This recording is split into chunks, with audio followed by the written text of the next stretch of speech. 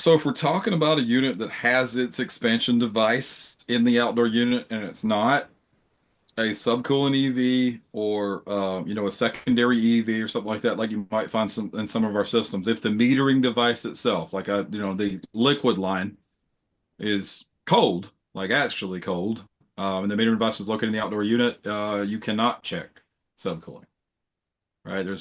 You don't have an access point on the high side in order to check subcooling. Um, so you can't. But if you have like a FLEXX where you actually do have a liquid line, you can check subcooling like you would normally. But it might be a little off just because we're not at 100%.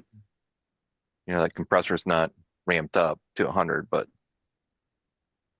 so Right, it'd right. be, Yeah. So we're not yeah, looking at like, oh, when I need 8 degrees subcooling when it's 105 degrees outside or whatever. We're right. not looking at that. Yeah, that's a good point. That's a good point. So, I mean, it can tell you what the subcooling is, but what would you do with it in that case? Because, I mean, with inverter-driven systems, I don't care what brand you use. I highly recommend that you weigh it in according to the refrigerant charge, you know, amount. Yep.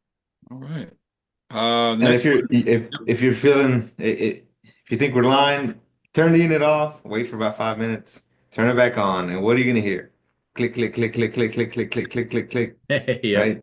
The EV's resetting. So Thanks for getting involved.